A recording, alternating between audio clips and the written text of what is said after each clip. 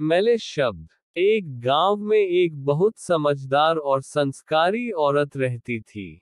एक बार वह अपने बेटे के साथ सुबह सुबह कहीं जा रही थी, तभी एक पागल औरत उन दोनों माँ बेटे के रास्ते में आ गई और उस लड़के की माँ को बहुत बुरा भला कहने लगी।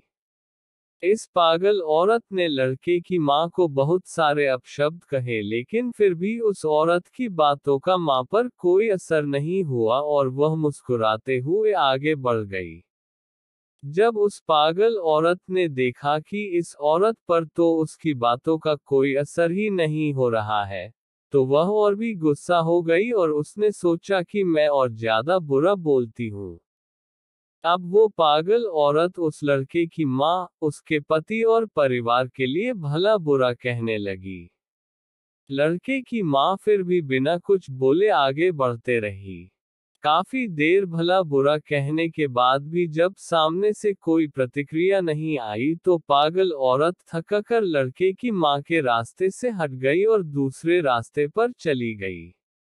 उस औरत के जाते ही बेटे ने अपनी माँ से पूछा कि माँ, उस औरत ने आपको इतना बुरा भला कहा, पिताजी और घर के अन्य लोगों तक के लिए बुरी बातें कही, आपने उस दुष्ट की बातों का कोई जवाब क्यों नहीं दिया?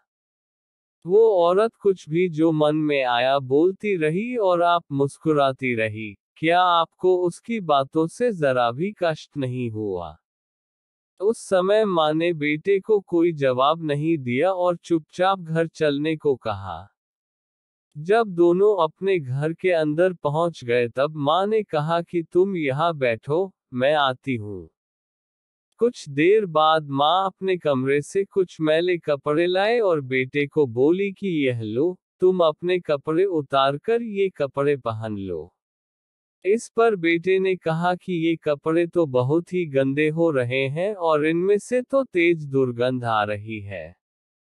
बेटे ने उन मैले कपड़ों को हाथ में लेते ही उन्हें दूर फेंक दिया। अब माँ ने बेटे को समझाया कि जब कोई तुमसे बिना मतलब उलझता है और भला बुरा कहता है, तब उसके मैले शब्दों का असर क्या तुम्हें अपने साफ सुथरे मन पर होने देना चाहिए। ऐसे समय में गुस्सा होकर अपना साफ सुथरा मन क्यों खराब करना।